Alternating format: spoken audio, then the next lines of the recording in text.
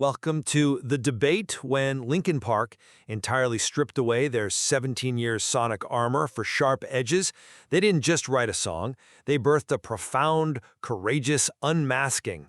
It is, frankly, a masterclass in realist acoustic vulnerability. Oh, please. You are treating a mathematically engineered, vacuum-sealed corporate branding exercise as if it is a high art movement. It is a massive paradigm shift. I mean, you walk into an arena expecting this impenetrable wall of screaming, distorted metal guitars, and instead you get one man, one acoustic guitar, and total unshielded truth. You get an industrial pop machine masquerading as a campfire session. Let's be entirely clear right from the start. You see a brave acoustic frontier. I look at this track and I see a factory-made commodity where the humanity has been meticulously, deliberately processed out of the audio. How can you possibly say that the humanity was processed out when their entire methodology changed to prioritize it? Under Rick Rubin's guidance on the One More Light album, they literally inverted their creative DNA. Right. Historically, they were a track-first band. They built these massive instrumental foundations, stacking MIDI keyboards, layering heavy guitars. But here, before Brad Delson even picked up an instrument, they just sat in a room and talked about their actual, raw emotional trauma. They wrote the lyrics over a simple piano or acoustic guitar. That is pure vulnerability. Pure vulnerability built on the most predictable, mathematically safe pop geometry in existence. You're completely ignoring the structural DNA of the song. The structural DNA supports the vocal. The structural DNA is the I-V chord progression in the bright, highly resonant key of F major. That is the exact blueprint of mainstream radio. It is the acoustic equivalent of factory-molded plastic. It uses the tonic, submediant, subdominant, and dominant chords to create this endless, tensionless circular loop. It demands absolutely zero cognitive effort from the listener. But that is exactly the point. A tensionless progression lowers the cognitive load. It allows the listener to actually absorb the lyrical architecture without fighting the instrumentation for attention. Oh, the lyrical architecture. You mean the lyrics they outsourced to a boardroom? It was a collaborative... They brought in external firepower. They brought in Ilse Juber, an elite pop writer, in what was essentially an industrial writing camp. They completely traded their visceral edge for a mathematically engineered product designed to be universally accessible. Well, collaborating with a pop writer does not inherently invalidate the emotion of the performer in the room. And the lyrical structure of Sharp Edges is actually a brilliantly constructed paradox. Is it, though? Yes. Look at the verses. It's all about humbling yourself to literal parental warnings. Don't run with scissors. Don't touch a hot stove. Look before you leap. Which is the safest, most agreeable sentiment you could possibly manufacture. On its own, sure. But look at how violently it collides with the chorus. The realization that, quote, every scar is a story I can tell. This is a profound philosophical pivot. It argues that human beings are fundamentally, biologically, incapable of understanding danger until they experience the physical trauma themselves. The desire for parental safety is locked in this brutal war with the biological necessity of empirical learning through pain. That is a highly sophisticated, realist observation. It is a perfectly calibrated demographic net. It is, frankly, performative doublespeak. Performative? It's literally about coming of age. Exactly. And on one hand, you have this neatly packaged redemptive message that functions as a short-form viral engagement trigger for a 20-year-old on social media. They can post that lyric, feel seen, and drive up an engagement metric. That's incredibly cynical. It's the music industry.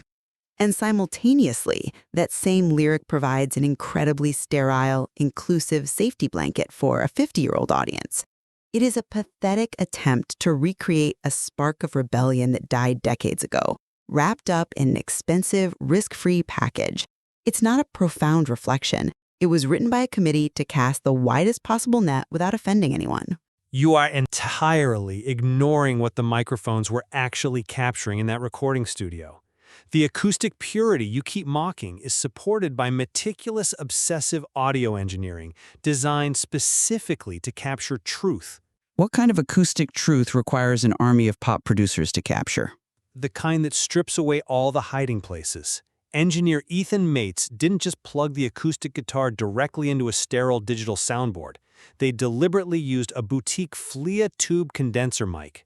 Ah, yes, the vintage microphone defense. It matters. A FLIA mic is a high-end replica of incredibly sensitive mid-century microphones.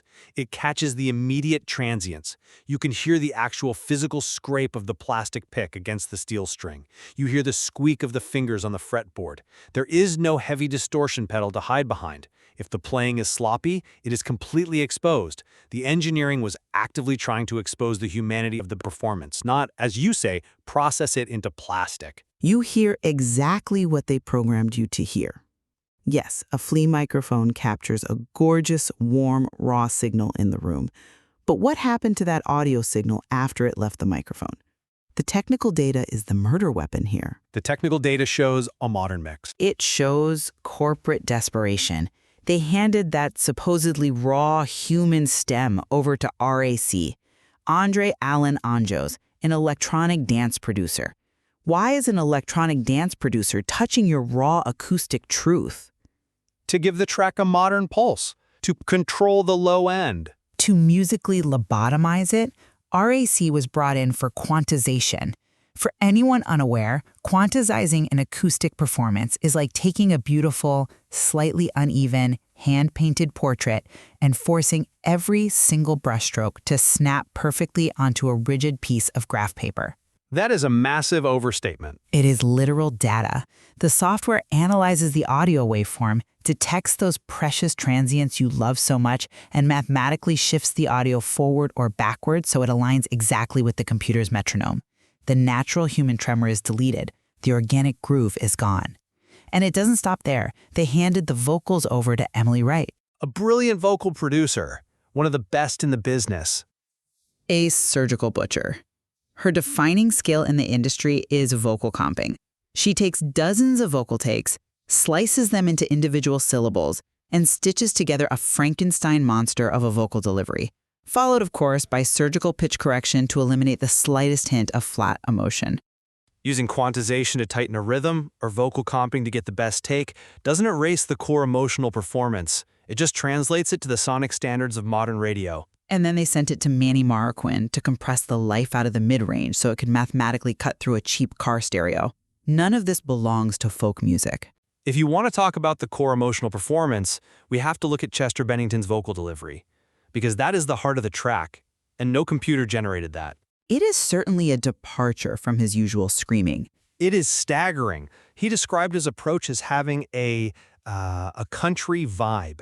He abandons the gravelly metal vocalization entirely. He relies on intense breath control, sliding between notes with a phrasing native to American folk, and purely from a technical standpoint, he hits an A4 note in full chest voice with heavy comping. At age 41, you either have that power in the room or you do not. Emily Wright cannot synthesize an A4 chest voice out of thin air. But the most brilliant, profound production choice they made on this track, they deliberately removed Mike Shinoda's signature vocal harmonies. Wait, you're claiming that was a thematic choice? Think about their entire discography. For 17 years, the defining architectural support of a Linkin Park song was the interplay between Chester and Mike. Chester goes high, Mike grounds it.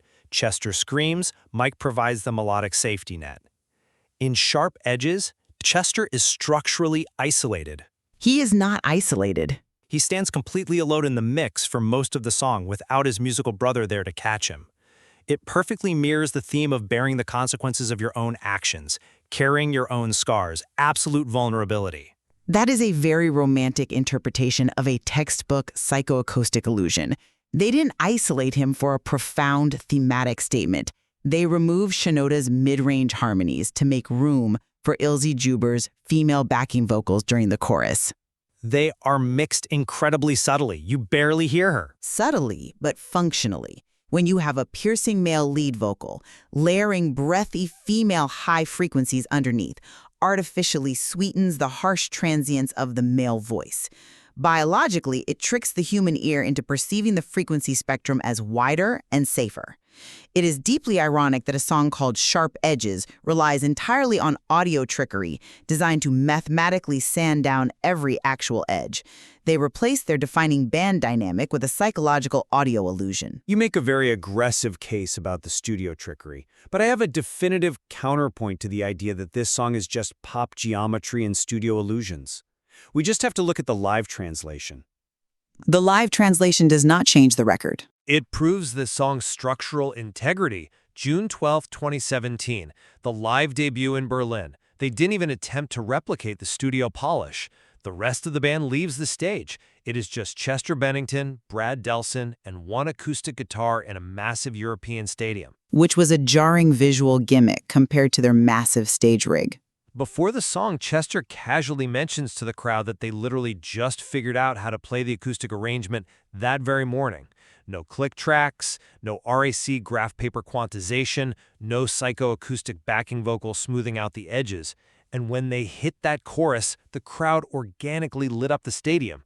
That reaction wasn't generated by a computer algorithm, it was generated because the song's core architecture survives entirely without the studio packaging.